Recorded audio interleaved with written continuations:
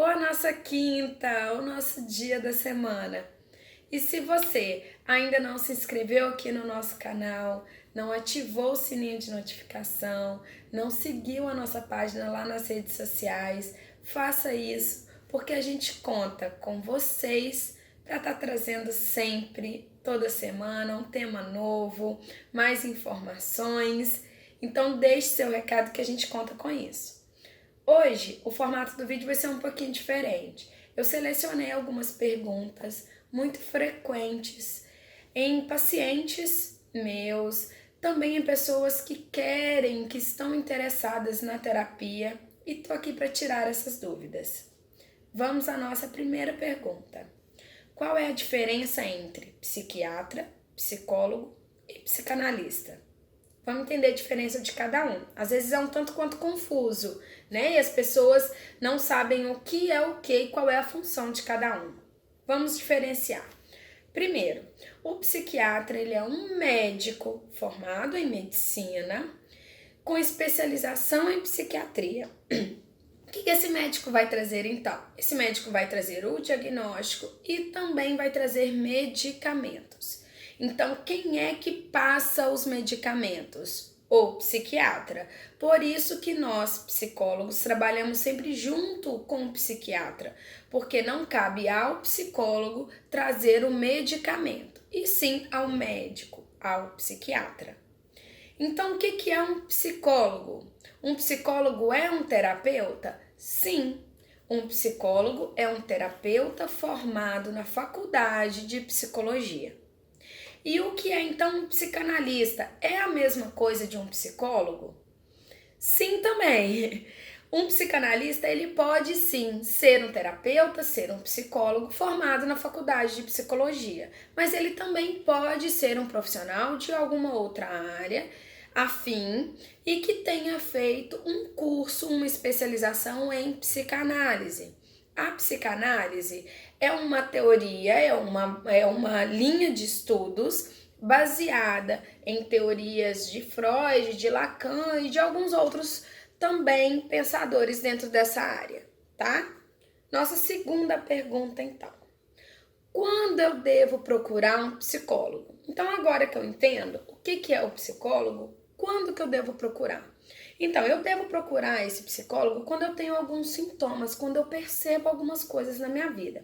Se eu tenho, então, sintomas físicos, se eu tenho dificuldade em me relacionar, se eu tenho sensação de não pertencer a esse mundo, se eu percebo que eu não estou conseguindo lidar com questões emocionais, que está difícil para mim, que está me paralisando, se eu percebo que até então o que era tão prazeroso para mim deixou de ser prazeroso, é um grande sinal de que você deve sim procurar uma ajuda profissional.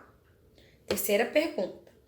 Quanto tempo eu vou ficar em terapia? Isso a gente ouve, os profissionais da área ouvem muito essa pergunta. O tempo é muito relativo, porque a gente tem que entender que tem pacientes e pacientes. A compreensão, a disposição para a terapia também é muito relativo. Existe aí um tempo que a gente pode determinar muito mais ou menos, uma média. Em geral, gira em torno de 4 a 6 meses no mínimo de terapia. Mas isso vai ser um tempo, então, que eu posso contar que eu vou ficar? Não, como eu disse, vai depender muito da demanda, vai depender do que é o seu problema, vai depender do que você trouxe, vai depender da situação, vai depender do próprio paciente. Tem pacientes que demoram muito para entrar no processo terapêutico, tem pacientes que entram muito mais rápidos. Então, é muito relativo o tempo. A gente não determina esse tempo. É de acordo com o caminhar da terapia, ok? Vamos a outra pergunta. Quanto tempo eu vou alcançar o resultado da terapia? Essa resposta também está muito ligada à pergunta anterior. Quando que eu vou alcançar? Depende muito. É muito relativo isso. Tanto o tempo quanto o tempo que vai durar, tanto o tempo que eu vou alcançar o que eu desejo. Por quê?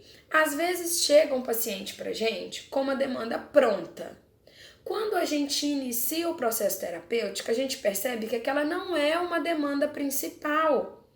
Aquilo não é o principal a ser tratado. Então, essa demanda pronta, esse problema pronto que o paciente chegou trazendo pra gente, a gente vai fazer como um novelo. A gente vai tirando dali para descobrir qual é o ponto principal, o que está por trás daquela demanda tão pronta que ele já trouxe pra gente. Então, o tempo que eu vou melhorar vai depender também do caminhar do meu processo terapêutico, do que é identificado no meu processo terapêutico. E para terminar, por causa do nosso tempo, vem uma outra pergunta que as pessoas se surpreendem e também muitas vezes não acreditam. Existe alta para terapia? Na terapia? Sim, existe alta. Isso a gente também vai falar de abordagem, tá? Essa alta terapêutica também está relacionada à abordagem. Mas existe sim a alta terapêutica, pelo menos dentro da minha abordagem, que é a TCC. Por quê? Porque o que a gente mais quer é a independência do paciente. É que esse paciente consiga lidar com as questões emocionais e que possa caminhar sozinho, sem ter a necessidade desse auxílio. Então a gente quer trabalhar a autonomia desse paciente, para que ele possa caminhar bem, para que ele tenha ferramentas para utilizar quando o problema surgir.